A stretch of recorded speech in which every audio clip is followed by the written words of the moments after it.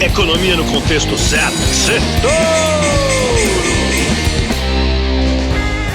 Boa noite, Brasil, ouvintes da Jovem Pan. Bem-vindos a mais um Sextouro, resumo da semana econômica no contexto certo. A semana foi mais curta por causa do feriado, mas foi bem intensa. Era para ser dos bancos centrais, mas a geopolítica dominou. A tensão entre o Irã e Israel aumentou, o petróleo disparou, as bolsas caíram e o mercado já teme que os Estados Unidos entrem na guerra. Mas a Casa Branca falou que a decisão para participar ou não do conflito sai em 2 semanas. Existe até o risco do fechamento do Estreito de Hormuz, onde passa 30% do petróleo do mundo.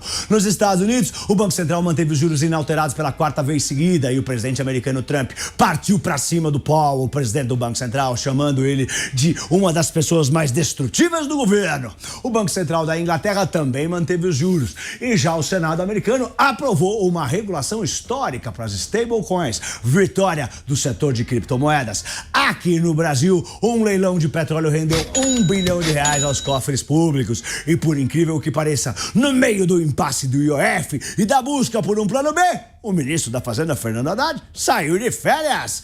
O Ibovespa subiu, depois caiu na semana de 4 dias e terminou no 0 a 0, na casa dos 137 mil pontos, enquanto o dólar caiu, depois subiu e fechou em leve queda, não conseguiu zerar, 0,3, na casa acima de R$5,50. Vamos pro Sextouro. Primeiro ponto: se Lula perder o ano que vem, a bolsa dispara 100%. É isso aí.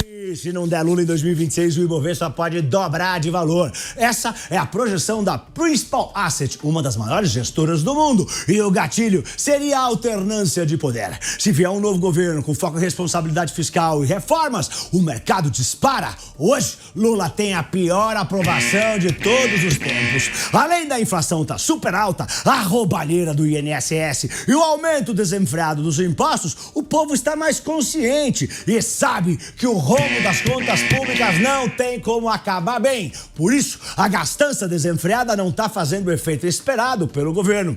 Tudo isso, junto com a pataquada do Pix, desgastaram o governo. Enquanto isso, nomes de direita, como o governador Tarcísio, avançam espaço nas pesquisas. O Ibovespa já subiu mais de 16% esse ano graças ao fluxo estrangeiro, dinheiro de fora entrando para comprar ações que ainda são consideradas baratas em dólar. Mas para destravar tudo de vez e a bolsa subir de verdade, falta confiança na política econômica. Se vier um novo governo com foco em responsabilidade fiscal, a bolsa pode voar. Segundo ponto: Bolsonaro promete aula particular pro Tarcísio. O mercado financeiro gostou do que leu e ouviu nesta semana sobre as eleições do ano que vem. Durante um evento do Agro, o ex-presidente Jair Bolsonaro elogiou o governador paulista Tarcísio de Freitas.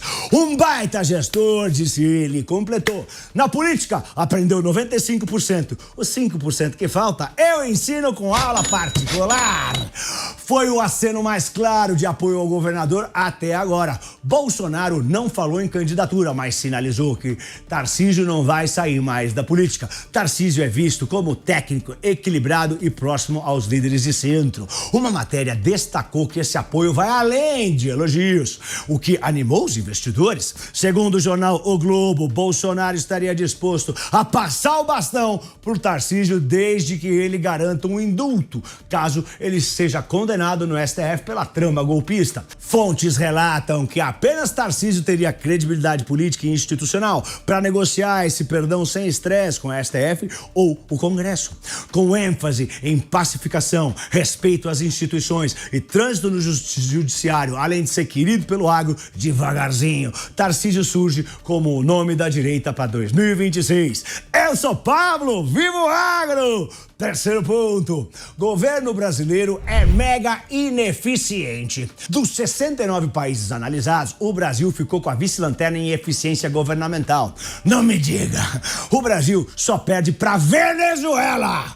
A gente tá pior que a Namíbia, que a Mongólia.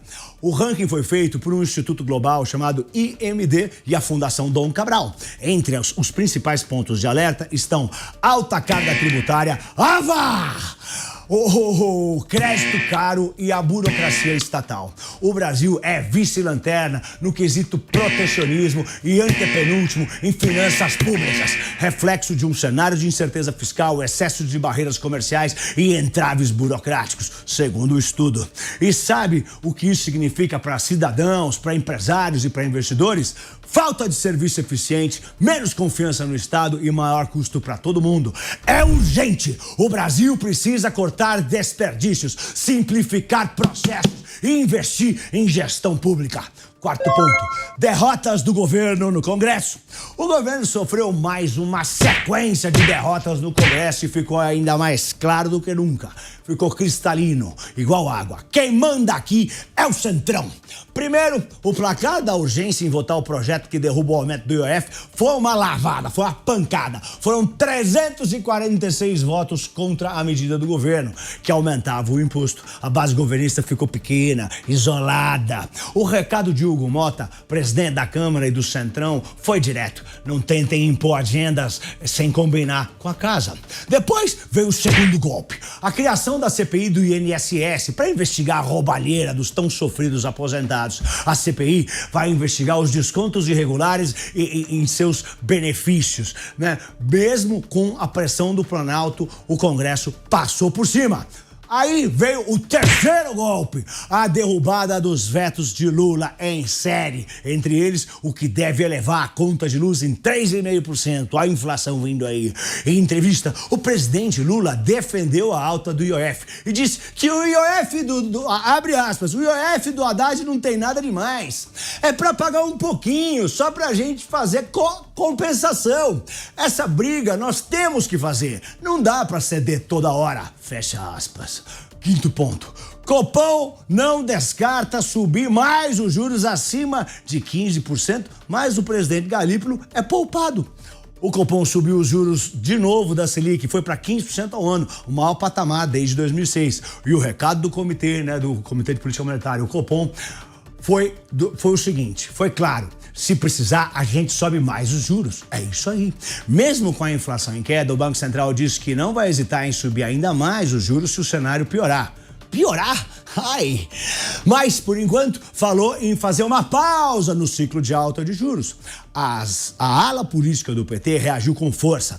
É indecente, disse Lindenberg Farias. Já a Gleisi Hoffmann, ministra das Relações Institucionais, atacou a decisão dizendo que é incompreensível, mas poupou Galípolo, o presidente do Banco Central indicado por Lula, que votou a favor da alta. Na época do Roberto Campos Neto, ele era apontado sempre como culpado das altas e recebia xingamento desses dois e do presidente Lula.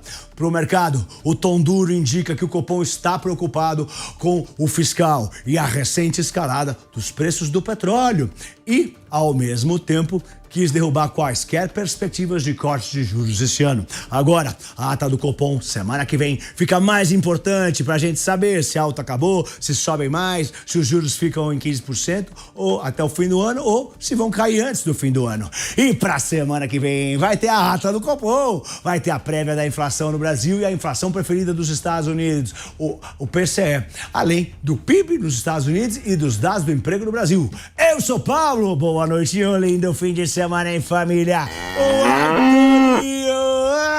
Torinho!